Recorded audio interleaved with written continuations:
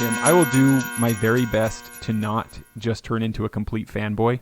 I don't want to make you uncomfortable, but this is really exciting for me. I've been a fan of yours for a long time. Well, thanks, Jim, and I'm really pleased to and honored to be asked to do this, and happy to talk about whatever we come up with. Yeah, I've certainly enjoyed getting to know you a little bit through email and a few different projects, shared projects that way. So thanks for the invitation. Absolutely. I hope that we'll see if it's a positive experience. If it's a positive enough experience for you, I can think just right off the top of my head of so many things I'd love to talk to you about. I think the main challenge right now for me is going to be trying to focus just on the Christmas collection and not be like, who makes your bagpipes and what about Right. what about the Ift of Efts book? I love that book. Tell me about that one. So Well, happy to roll with whatever, Jim. No worries. well, thank you. So Tim, I think it's at this point the majority of people listening to this will probably be people in the Garden Valley Pipe Band. Though I hope that a lot of people will get to hear it because I really love this Christmas collection that you've made. So I'm going to try my best to spread it far and wide. But I know that the people in the Garden Valley Pipe Band will be at least somewhat aware of you because it was your rendition of which title did you use? Was it Bonaparte Crossing in the Rockies? Yeah, that or Battle of Waterloo. They're sort of one and the same, more or less. Right. Yeah, we ended up we didn't realize that at the same year that we used that in a competition set, another local band, Wasatch District, also used it. So they went with one title and we went with the other. But It's a great tune. It's a timeless is, yeah. melody, and it's known in so many different corners of the traditional music world. So yeah, it's a good one to know and share. Yeah. So our Garden Valley Pipe Band members are going to be at least somewhat aware of you because of that. I think it's probably worth taking just a couple minutes to do just a quick little bio. What do you do in the bagpiping sphere? In the bagpiping sphere, I juggle a variety of different tasks and roles, wearing different hats, and they almost all relate to the pipes in some way or another. So I obviously do the publishing venture, just a tiny cottage industry of arranging and typesetting music to look real pretty on the page, and then sell that through my website and sometimes through other vendors. And so that's one piece, and that's called the Birchen Music and Publishing, originally called Bay Music. It was a obscure Gaelic word meaning birch, but no one could pronounce it. So I don't speak Gaelic anyway, so I went with the English. And so I also teach privately a limited number of students, mostly ones that I can see in person in normal times. And I've had some outdoor lessons this fall, which has been really nice. Now we're into snowy weather. And then performing both on my own various concerts and gigs, and then also with Jeremiah McLean, who plays piano, accordion, and piano. We've had a duo for the most part of 10 years now that we lovingly refer to as Weezer and Squeezer. You get to decide which one of us is which. Right, yeah. And in more recent years, we've added a third member, Alex Keller from Sherbrooke, Quebec. And he's been a great complement and a great addition, both in terms of just friends getting together to play music that we love and musically. He's really a very, very gifted player and musician, as is Jeremiah. And then I do some recording as well, working on a project at present with Pete Sutherland on fiddle and Brad Kolodner on banjo. That'll be coming out in the new year, hopefully. So multiple juggling. I think I'm forgetting something, but we'll stop there. Okay, for now at least. Exactly. Yeah, some of the stuff some of the stuff that you've known with Brian has been like really some of my real go-to music for years now. I love some of those arrangements that you guys have and some pieces that you've done. I'm going to make sure for anybody listening, hop into the description. I'll make sure to include links to some of my favorite performances, and definitely to the Birchin Music website, because that's what I want to talk to you about right now, is this collection that you made of Advent, Christmas, and Epiphany carols for the Scottish bagpipes. It's called On This Day Earth Shall Ring. And you mentioned, and this is one thing that I really love about everything I've purchased from Birchin Music, is that the typesetting, the paper that it's put on, all of that, the production quality basically of the physical product, it's beautiful. Do you have printing equipment yourself, or do you have people you work with? How does that process work? No, I work with the local printers, but I do all of the typesetting, all of the text, everything here at home, and I just send them a giant PDF, and they print from that. And I just specify what paper I like to use. Usually some component of, some percentage of recycled content. Try to do my bit for the planet. Mm-hmm. But yeah, all of the typesetting and text is all, and art, digging up, artwork that's okay to use, and appropriate, hopefully, for each collection. That's all done here at home. Yeah, that's one thing that I really like about the collections. Anybody interested, this collection, of course, can be purchased on the Birchin Music website. A lot of the tunes, maybe even all of them, you tell me, are also available as individual PDF downloads on there. That's right. Not all of them yet, but a good chunk of them, and which includes some very familiar carols to the general public, and then some more obscure ones that I really love, and just wanted to sort of record and help promote, and hoping more people will play them. Mm-hmm. Well, and that's one of the first things. So I was familiar with your collection, An Ift of Efts, and from there I think I went to the Appalachian collection, and that one is where I first realized you can read these books. Throughout there's a bunch of great little, tune histories, photos and sketches. There's a lot of really fun information throughout these collections. It's not just the sheet music. And that's the case for this Christmassy collection as well. Yeah, I really enjoy the physical nature of holding a book, holding paper in your hands and flipping pages, and not having advertisements blink at you while you do that. No clickbait. You're focused on whatever is literally in your hand, and you can just peruse and explore. But you're always staying present with whatever that particular book, that publication is about. Yeah. And then to add some of those little bits of information, I just think it adds to the whole experience, a little bit of supplementary, hey, I bet you didn't know such and such about this carol, and or this might help you appreciate it even more to know this little tidbit, this background or this translation or something like that. Yeah, that's definitely been my experience. I really enjoy reading through them. And in this collection specifically, which I should say the title, it's On This Day Earth Shall Ring, I was really surprised as I was going through at how much art you were able to find relating to Advent, Christmas, Epiphany, etc., that features bagpipes.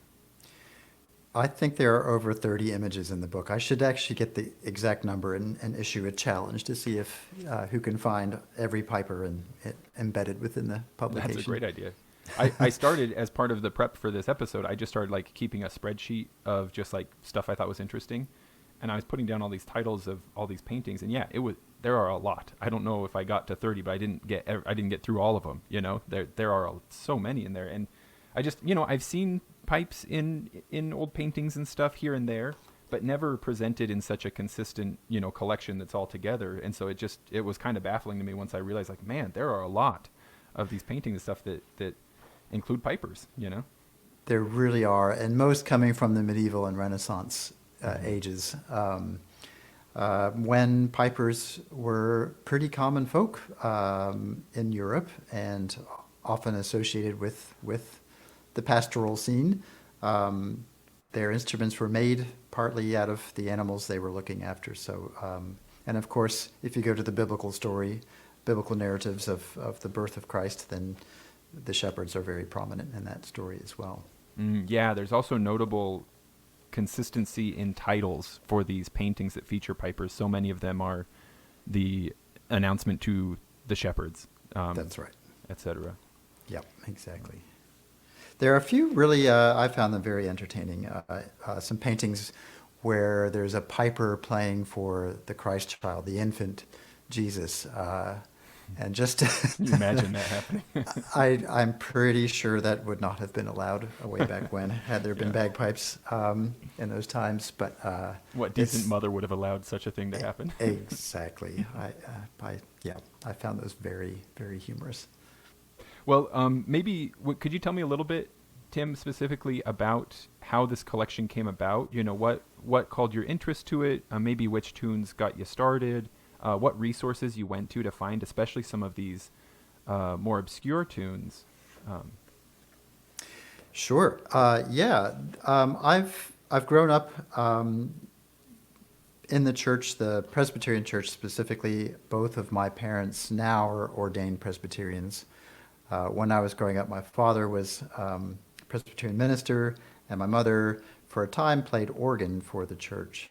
So there's both the music and the kind of the theological influences in one package right there at home. And if you don't mind me doing so, I'll interject there. Then that tracks for me, because a lot of the music that I've pulled from your website and either just played or performed with other people has been these organ bagpipe duets.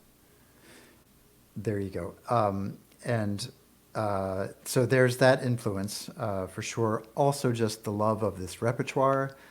Generally, I love the music that is associated with Christmas, particularly the older European carols, but some newer material too.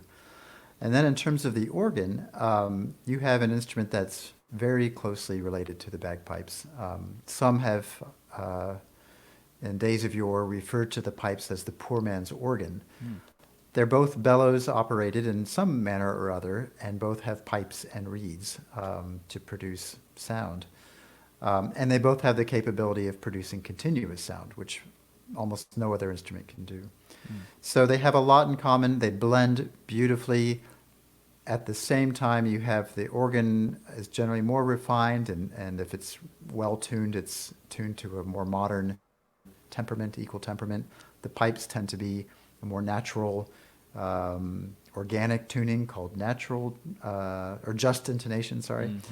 And you put the two together, and the more refined, consistent tone of the organ pipes and the less consistent tones of the bagpipes, and you get this clash on top of the, adjacent to the blend. And the clash is sort of between this pious organ and this profane, bagpipe. And it's a wonderful tension that way. I wouldn't have been able to put it quite so eloquently, but I definitely experienced that when a good friend, Scott, and I did O Come, Emmanuel, the arrangement that you put together of that one. We did it with a really big pipe organ and with the pipes sort of tuned as close as we could get them, you know what I mean? Yep. And definitely that tension between beautiful refinement and, in its way, beautiful natural madness. It added to it. It ended up being, I don't think it took away from the experience. I think it's part of what made it magical. I totally agree. And I think audiences react to that as well in ways that surprise them even. Natural madness. I'm going to borrow that phrase. That's a good one. So as you were putting this collection together, is this a labor of, was it slow moving for decades and then you realized, hey, I've got a collection going on here? Or did you kind of decide, you know what, I'm going to put something together? Because I can tell you, when I was, 14, 15 years old, playing pipes, Christmas time rolled around and it was like, there's a school assembly or something, let's go play a Christmas song. And it was like Up on the Housetop or, Jingle Bells, heaven forbid, and this, I do not get the impression that any of the tunes in this collection are like, if it says Christmas in the title and I can kind of make it work on pipes, I'm going to throw it in there. These are nice to listen to, if that makes sense. I'm sure a lot of people listening will know that Jingle Bells on bagpipes is not necessarily pleasant, even when done especially well. Maybe that's just my No, opinion, but there might be a certain age group who would love that, sure. but no, I tend to agree. And I started this. I think a lot of these collections just started out as just kind of like, well, let me try a couple of tunes in this particular genre or some kind of exploration. And then you realize this is really fun, and there's lots more to explore, and then you get a little bit obsessed for a while. In the case of this book, I really, really wanted to do the absolute best job that I could with it, and it was just an important topic for me, and for an instrument that is really I'm very passionate about. So combining multiple passions just meant that I really wanted to do the best that I possibly could do with my skills and resources. So this, I actually started this 8 years before it ended up being published, but it was a project that came and went in fits and starts, and long, long pauses where nothing at all was happening. But towards the end, I got extra focused and really, really went for it. So, but 8 years from start to finish, in a way, in a sense. And I mean, and I've got a copy of it here in front of me. I don't know if you've heard the pages rustling. I'm just kind of looking through it as we talk. But we've got just about 160 pages of music here, I think. Is that about how many tunes there are in here? I mean, it's a thick collection. There's a lot of material here.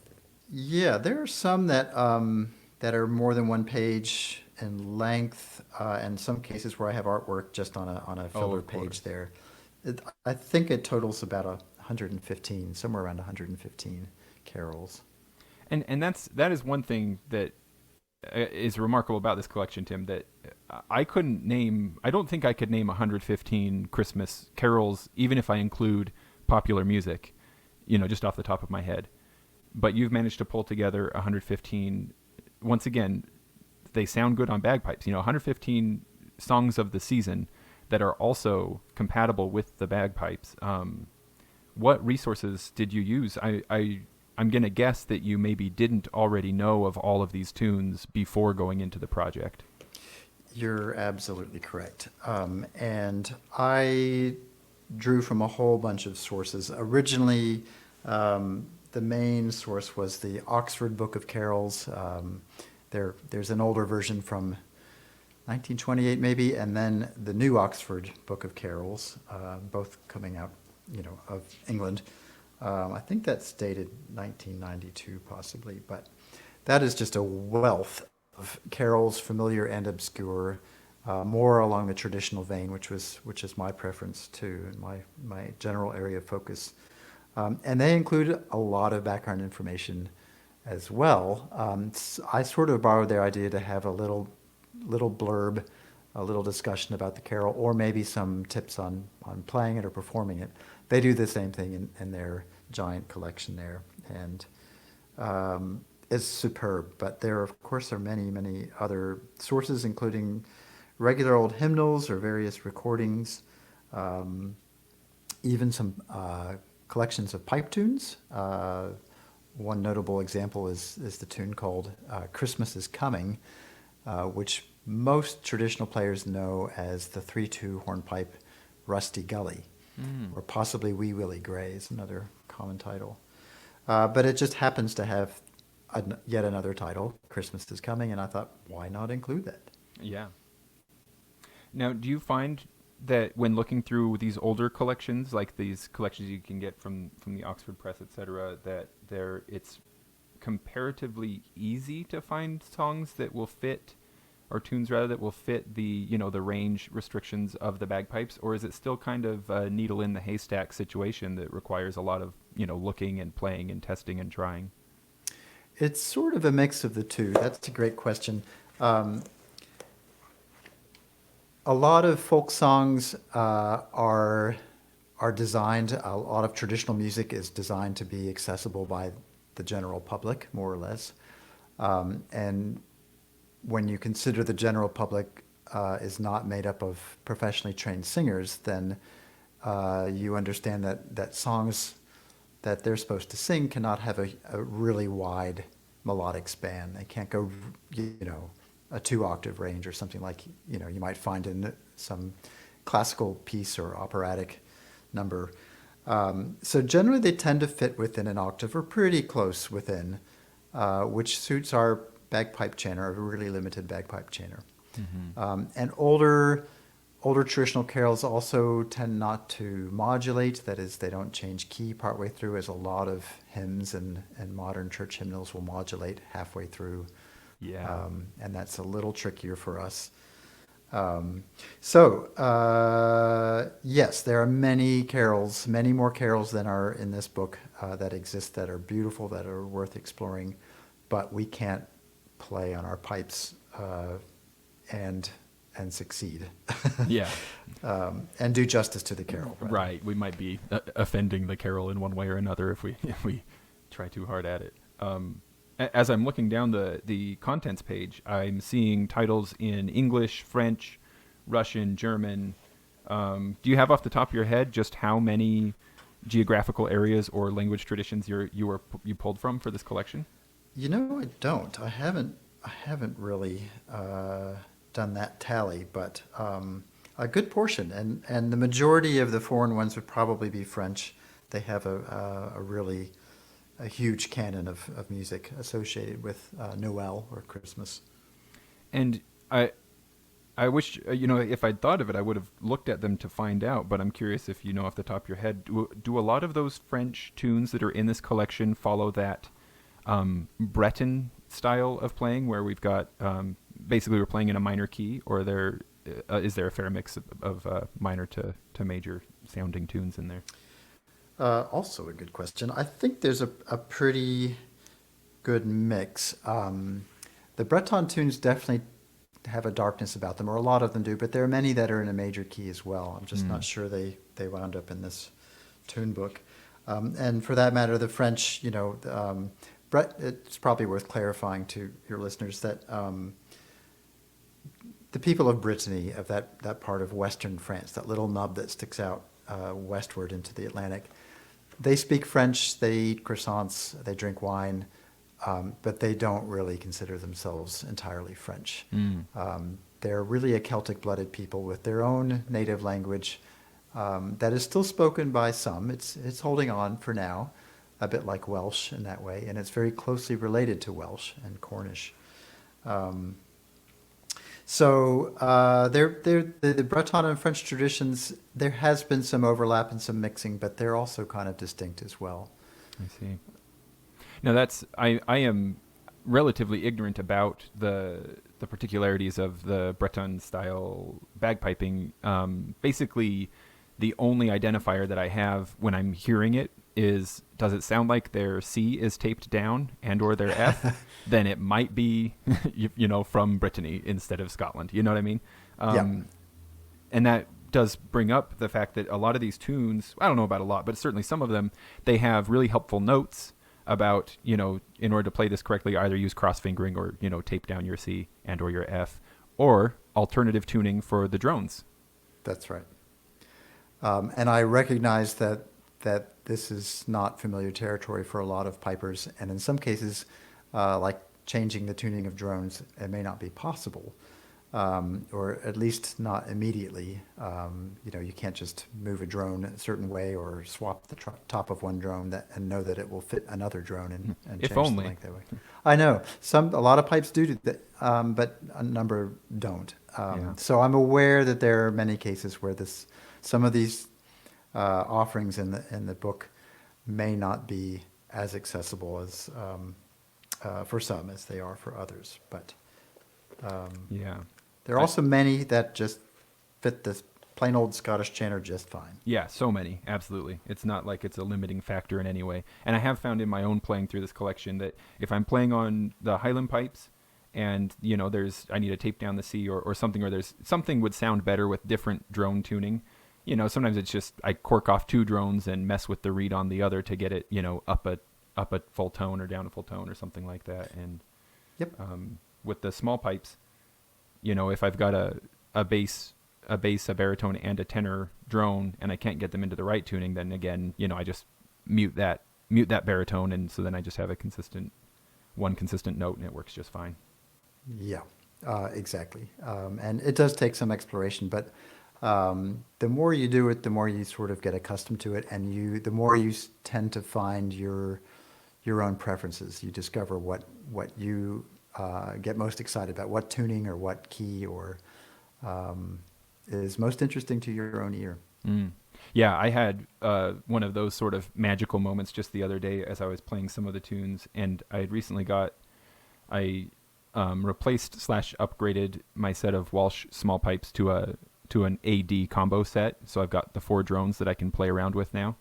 Great. And switching one of them just from playing E as the baritone note to D was like just suddenly such a small change, but suddenly like so many tunes sounded so different as a result of that one small change. It was a lot of fun. They really do, and something I like to invite people to think about and experiment in workshops and in private teaching is to explore there's usually 2 different drone options per key that you're playing in. One would be the first note of whatever scale you're based in. So if you're playing, say, Scotland the Brave, you're based in A. That's a tune that starts and ends on A, and that's its anchor. Obviously, tuning your drone to your chanter's low A is going to sound good. Mm-hmm. But there's always, or almost always, going to be a second option that works almost as well. And it's the 5th note of the scale. So if you consider A as 1 and count up to 5, you get to E. So sometime you should try playing Scotland the Brave or any tune in A with just an E drone going, and just to hear how that sounds. So that's an option for almost any tune that we would offer on our pipes. I wonder, this will be a fun experiment. I've never tried before. I've tried messing with my great Highland pipe drones somewhat, like get an extra bass drone topper to put onto a tenor drone, stuff like that. But I've never tried just playing like the bottom section of the drone just to see how high that one can get. And how brash it might sound. It'll change the tone as well. Yeah, absolutely. But it's so worth exploring. And that is kind of another take on the word playing an instrument. You're literally playing. Yeah. You're just having fun. Awesome. Well, let's look, Tim, if you feel into it, at a few of the specific tunes in this collection. One of them, and I just want to look at it right along with you here in the book, is on page 6. The title is it French? A soli. I do not speak French. Oh, that one is Latin, I think. Oh, is that Latin? I do speak Spanish. I could murder it in that way. You're welcome to try. A modern language. You'll probably do better than I. I tend to pronounce it A solis ortus cardine. And I'm just opened it here, and I've got a copy of the book here too. So the translation that my source, again, the New Oxford Book of Carols, offers is "From lands that see the sun arise." So one thing that stands out to me about this one, just at first glance, is there are no vertical lines separating the measures. Or they're very tiny. But you're right. Oh, generally, you're right. I do see some of those teensy tiny ones. And that comes, that's because when this music was written, there was not the standard notation style that we have now. Mm-hmm. So they sort of the editors of the New Oxford Book approximate what might be a phrase or a measure. It's sort of a Gregorian chant style song or carol. So it's a different way of sort of thinking about phrasing. Yeah, and that's fun. I mean, looking at it, I'm like, okay, well, if that's a measure marker, is this what a 12/4 time signature or something along those lines? Which will change for each little phrase as well. They're not all so 12 beats. Yeah. Very fun, though. So listening to some Gregorian chants might give a person an idea of sort of how to feel this tune out. Precisely, yeah. Sarum chant was practiced and written, composed, I believe, starting around the 11th century up until the English Reformation, so 300 or 400 years there in Britain. But it was used, and interestingly, it was used by, I believe, the Roman Catholic Church and the Anglican Church, so both Catholic and Protestant their liturgy was adopted by both in some cases. So this is a pretty old tune. And yes, listening to Gregorian chant would help guide an approach to playing this instrumentally.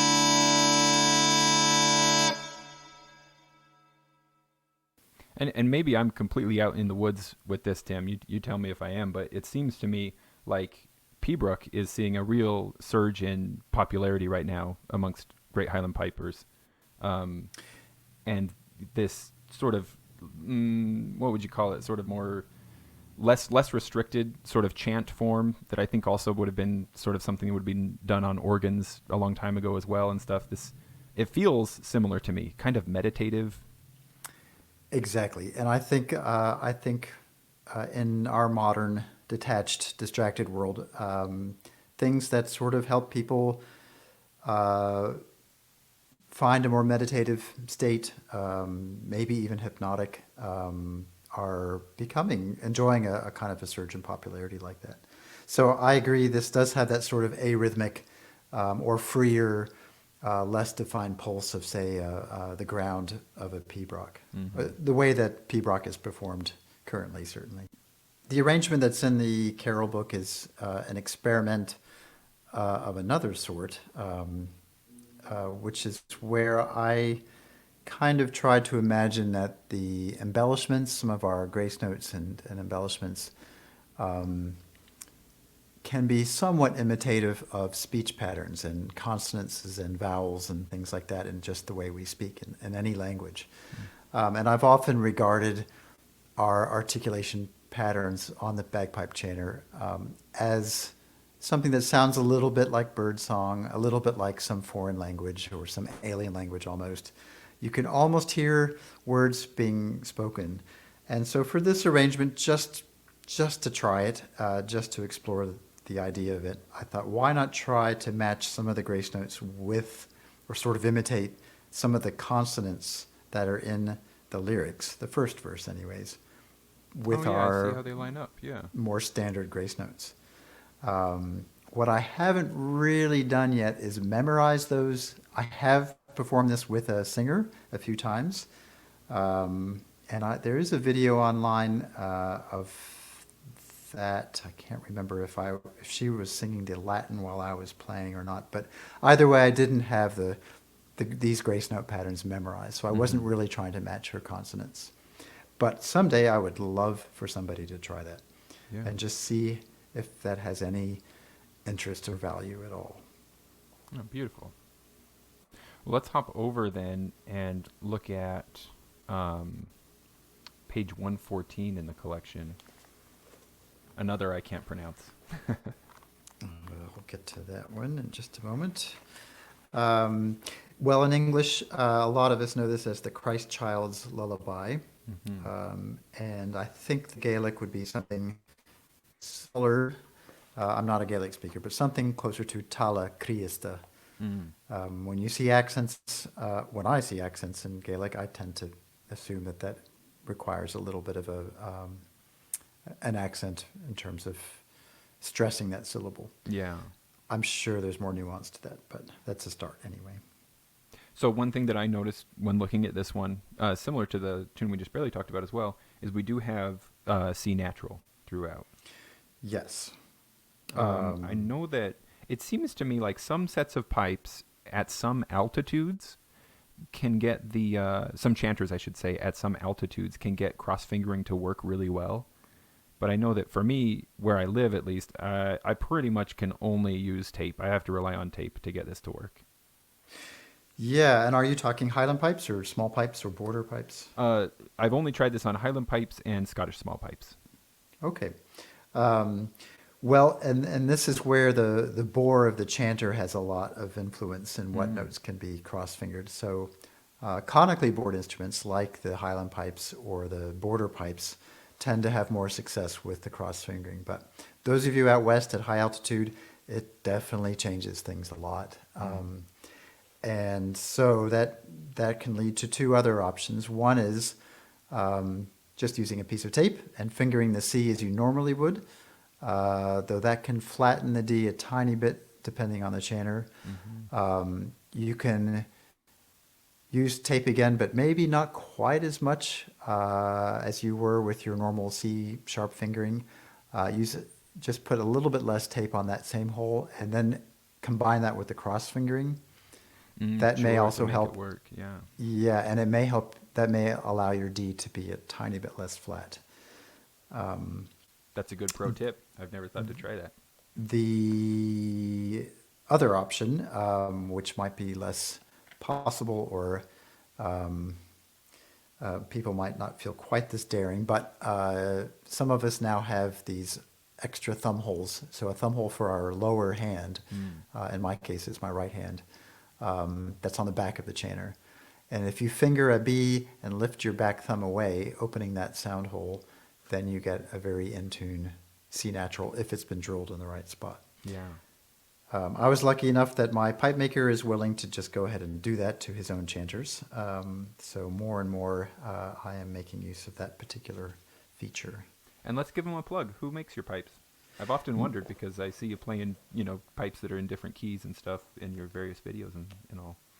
I have a little bit of a hodgepodge, but by and large, and increasingly, they are pipes made by Nate Banton. My first set of bellows pipes was a set of Garvey border pipes made by Nigel Richards in Edinburgh. I still have the full set, and I still use the drones, but only for a few more weeks. I have some new drones coming in from Nate. I swapped the chanter out with one that Will Woodson made. Will is a partner with, and has been a partner with Nate Banton over there in Portland, Maine. And they used wood from a tree that used to grow in my backyard. Oh, that's amazing. Which is really fun. Yeah. I have a few different, chanters in different keys. I do have one little D small pipe chanter made by Hamish Moore. Probably back in the 90s. I bought that used. And in terms of bellows pipes, that's my mixture there. And then Highland pipes are Sinclair pipes from the 80s. That's the setup, huh? What's I think it might be of interest. What are some of the most clear distinctions between border pipes and Scottish small pipes that you could point to? Yeah, there are two, for the audience, at least for the listener, there are two really prominent differences. One is volume, and the other is tone. And it really has a lot to do with the bore of the chanter. So as I mentioned earlier, there's the conical bore, so it's cone-shaped for Highland pipes and border pipes. That makes them sound louder. The expanding bore makes them louder and also higher pitched. And their sound holes, where your fingers are, the finger holes tend to be a little larger too. And the reeds may be a little bit stiffer, requiring, more air pressure to get them to vibrate.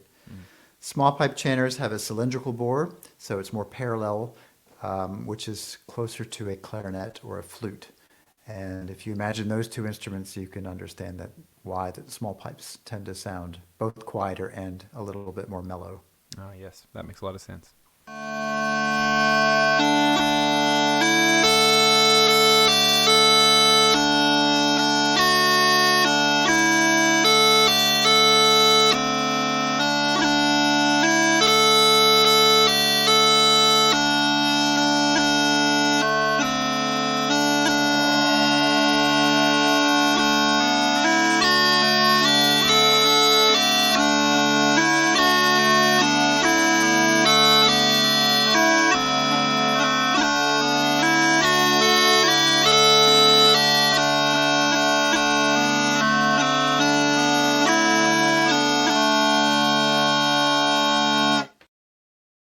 This is another favorite melody of mine. I don't recall when I first heard it, but I do recall that um, falling in love with the melody the moment that I heard it, and was thrilled that it was Scottish. But then I hit the stumbling block that, oh, this doesn't naturally fit the Scottish pipe chanter.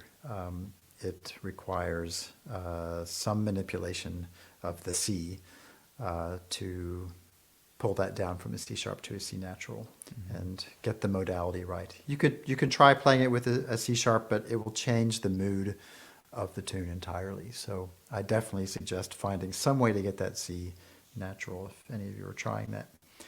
But it's just a gorgeous, simple melody and a really nice one to perform and invite the audience in on the refrain, which is simply Alleluia. That's an easy word. People already know it. They don't have to speak Gaelic or memorize lyrics. They've heard the melody sung on the verse. Now they can sing the Alleluia against the same melody. Beautiful. I noticed that it's listed modally as being D Mixolydian, and the drone note here says D and or A. Exactly. And so that relates to my earlier point where you often have two very good options for tuning your drones to whatever melody you're playing. I happen to be sitting next to my piano. I had a feeling it might come in handy here. Yeah, So give us some of that. if you'll allow. Yeah, absolutely. It's just much more quickly to demonstrate different keys and tunings without having to inflate the bag. So the melody, one version of the melody is.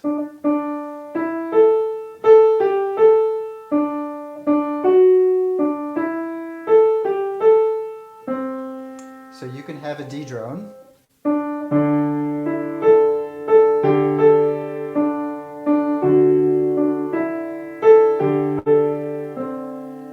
Or A works pretty much just as well. And sometimes the fifth note will work even better.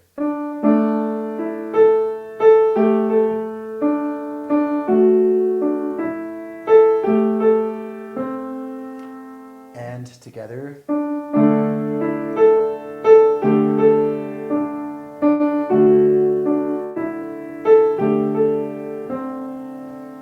So for most of the little key box that I put above tunes that I publish, and it's become a real habit of mine to do that, I'll encourage people to try two different drones, singularly or together, if I think it works. They both work for the tune. Yeah.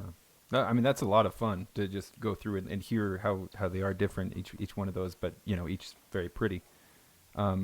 I noticed that you also include chords with a lot of your arrangements, and as in this case with this tune, a harmony line as well. Do you have favorite instruments with which to play a lot of these, small pipe tunes? Oh gosh, no real favorites. Of course, I've played with Jeremiah and Alex a lot, so the accordion and the fiddle or nickel harpa. Alex is a really great nickel harpa player. That's probably a whole nother episode talking about the nickel harpa. Yeah, what is that? Exactly, it's a wonderful Swedish medieval keyed fiddle. So this tune sounds great with those. It sounds great with the organ. It sounds great with a fiddle or a harp. Really, the sky's the limit. Yeah, I love that. I can't remember off the top of my head if there's any of these in this collection, but I love that in some of your other collections you've included some alternative melody notes where if the traditional melody line is limited when, like you can't get there with the Highland pipe or Scottish small pipe chanter, you put in parentheses, here's where you could go with the melody here, in case you have a fiddle playing that line and the pipes are playing the harmony line or something else.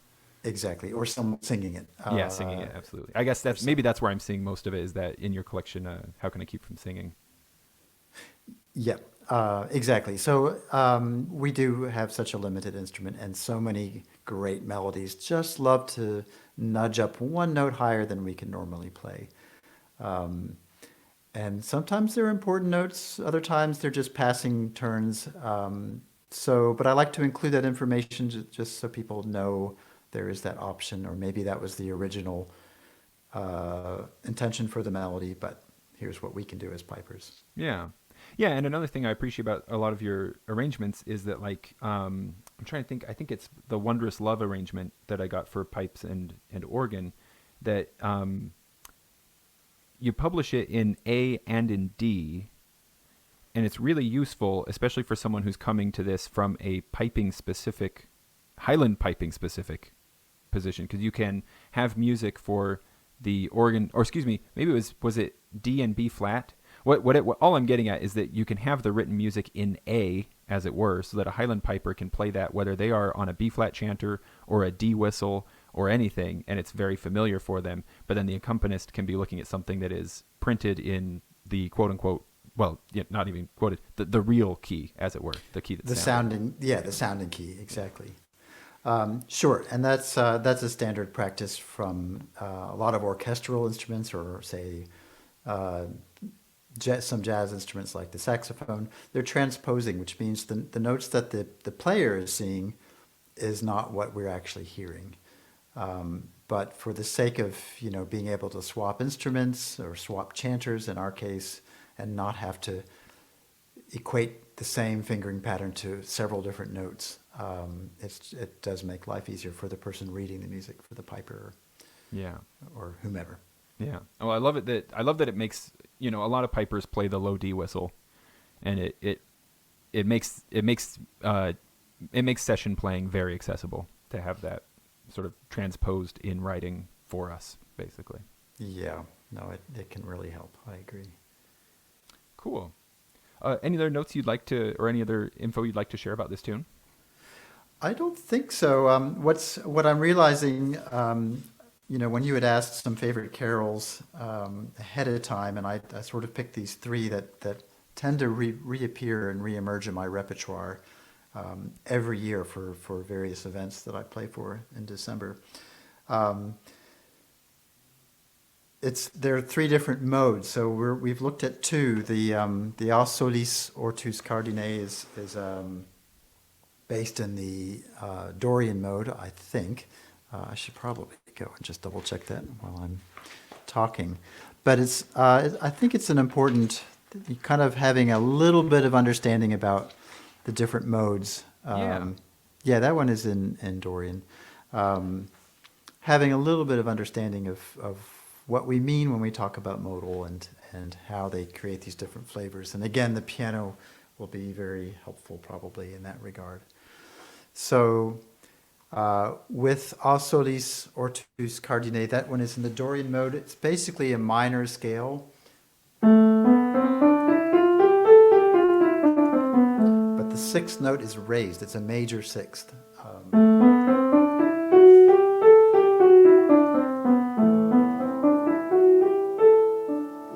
And that's used a lot in Celtic music, and I think some Scandinavian as well. That's my all-time favorite mode. It's mostly dark, but there's this ray of sunshine, that sixth. That ray of sunshine, that ray of hope that comes cutting through the darkness otherwise. And I really, really love that particular mode. And I should maybe mention very briefly here, a lot of us traditional players refer to modal music, we're referring to something that's neither major, that generically happy key, nor fully minor, which is more generically a sad emotion. So it's happy and sad, but go ahead, sorry. Oh, just it sort of in very bagpipe centric language, that would be like, major would be your C and F are normal. They're sharped, but they're left as they are. Yeah? Correct. And the most majorish tunes that we play are tunes in the key of D. Think of any... Amazing Grace, right? Amazing Grace. The high drive is a great example. Yeah. Because that uses all of the notes of the scale. And it's firmly in D major and has that happy, optimistic, bright outlook. A fully minor key on a bagpipe without using tape or any trickery would be B minor. So the haunting or the Mist-Covered Mountains or Paddy's Leather Breeches. Those are all in that more forlorn, depressed key. By contrast, modal music is often a mix, a hybrid of the two, and often in different ways. It can be mostly sad, but with that ray of hope, or mostly happy, but with some nostalgia. It's more complicated emotionally, I think, and for me, that's much more interesting. Yeah. So fast forward to the Christ Child's Lullaby, and we're in Mixolydian, and we pipers play in the Mixolydian mode all of the time when we're based in A, almost all the time when we're based in A. The Battle of Waterloo or Bonaparte crossing the Rockies is firmly in A Mixolydian. But here we're in D Mixolydian, and that's just, Mixolydian is another way of saying a major scale,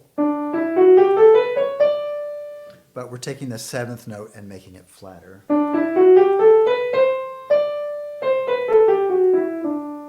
So it changes the mood. It also changes the chords underneath. A one chord sounds like that in a major key.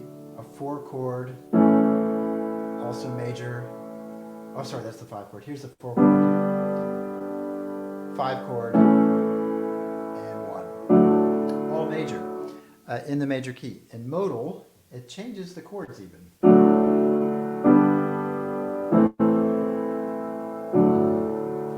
And suddenly the whole mood is altered, for me in a really intriguing way. And correct me if I'm wrong, Tim, but I'm thinking that one thing that might be very relatable for a lot of pipers is their experience playing versus hearing different renditions of Minstrel Boy.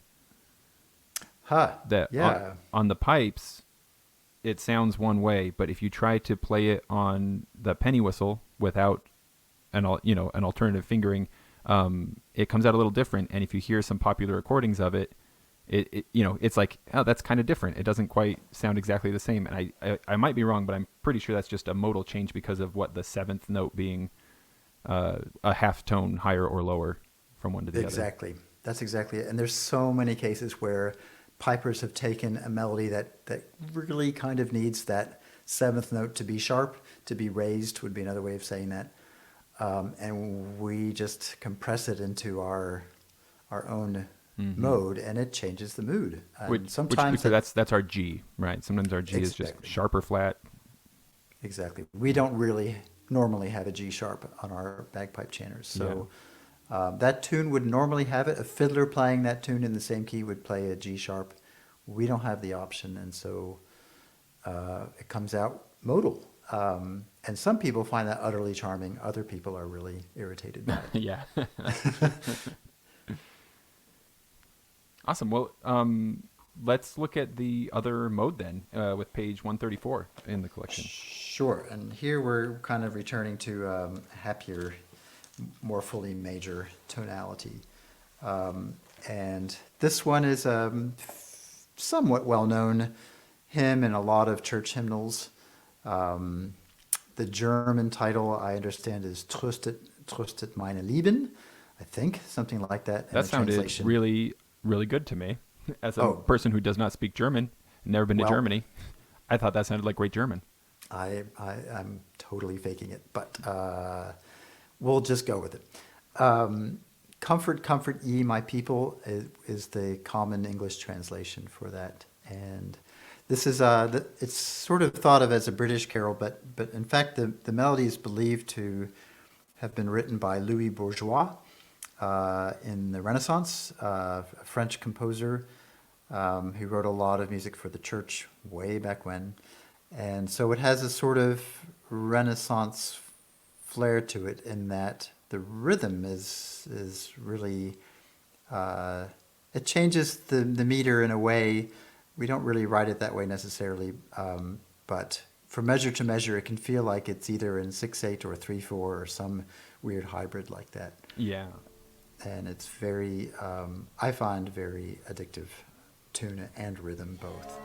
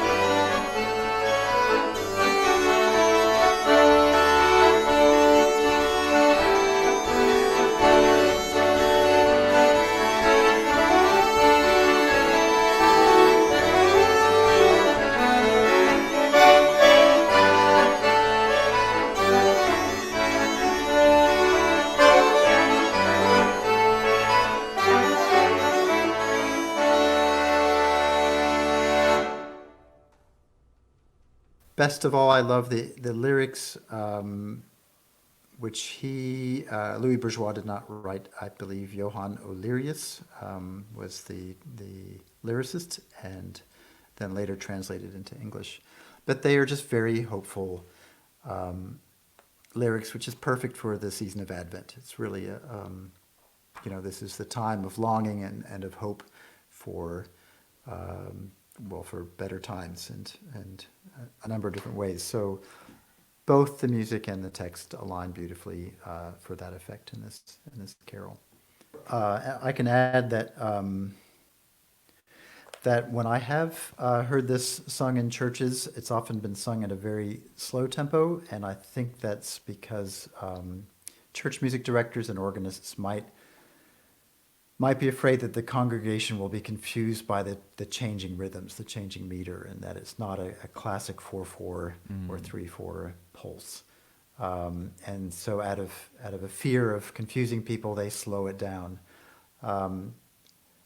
When you take this melody up to a faster clip, it really blossoms. It really comes alive. And when we've done this with live audiences, the effect on our listeners is really obvious and palpable. They in some cases have leapt to their feet and clapped in delight. Just they can't resist.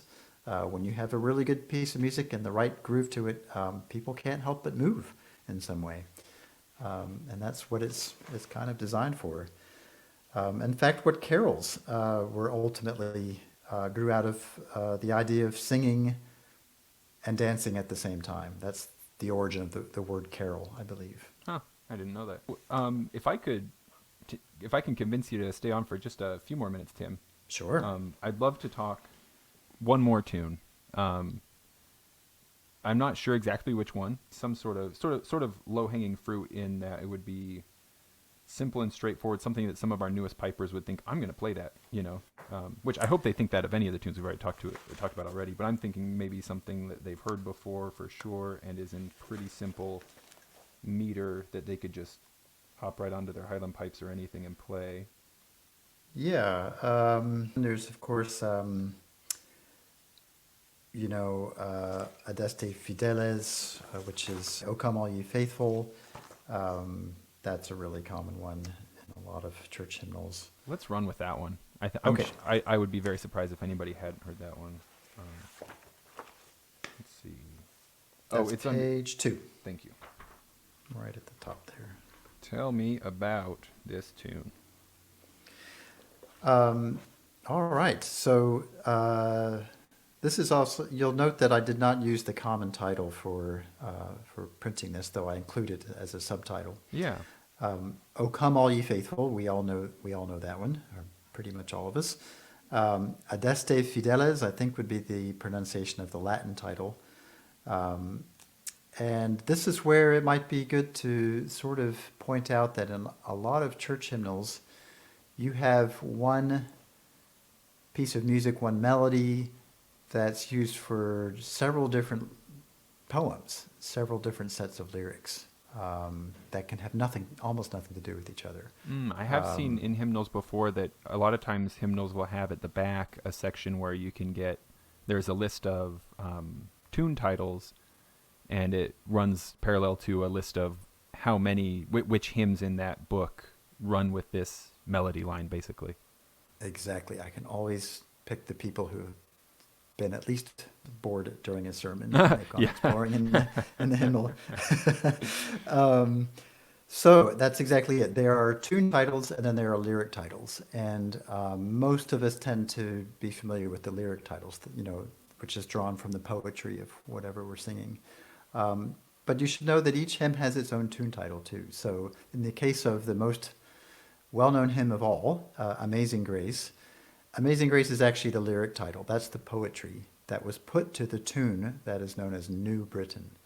So if you're referring just to the music itself, you could get really geeky and say, we're playing New Britain.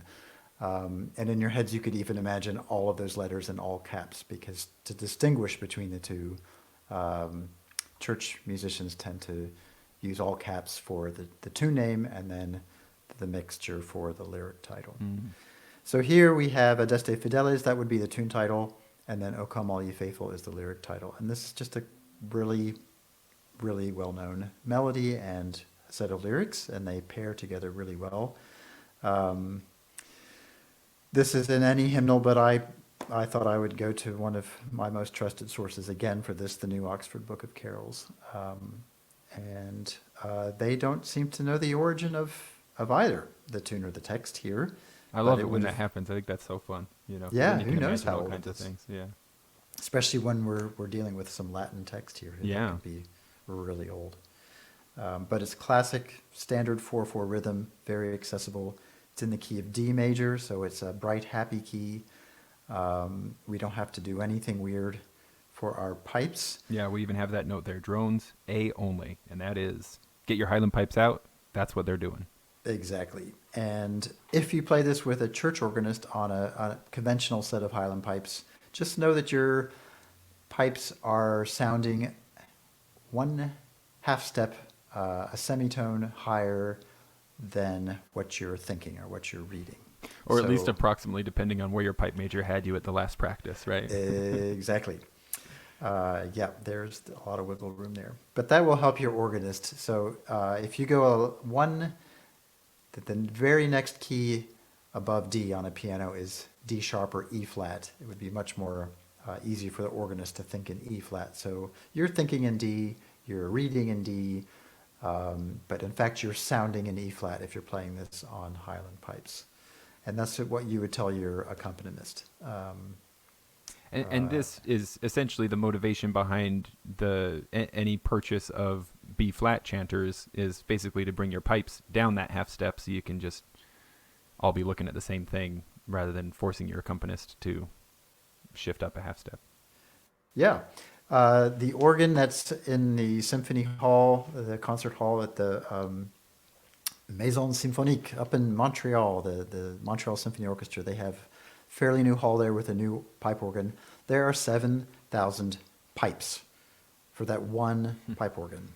Amazing. So imagine trying, it takes us a while to sort of retune our pipes, our chanter, and our drones and get everything just so and stabilized. But imagine having to tune 7,000 pipes. It definitely helps to have a B flat chanter, and it makes your job easier getting in tune to a true B flat or the modern day B flat. Yeah. So that your poor organist can be in tune with you and not have to retune hundreds or thousands of pipes. Yeah, absolutely. It might be just nice to remind folks that these carols are ultimately about a very hopeful story, and especially when we're going through a tough period, it's great to be reminded that there's a lot of music that has survived some very dark times and helped many people get through some very dark times. So by all means, play, explore the repertoire of Christmas carols, whether you're drawing from this book or anything else. There's some great music there. And also don't forget that the basis in dance, that carol comes from the idea of singing and dancing with others at the same time.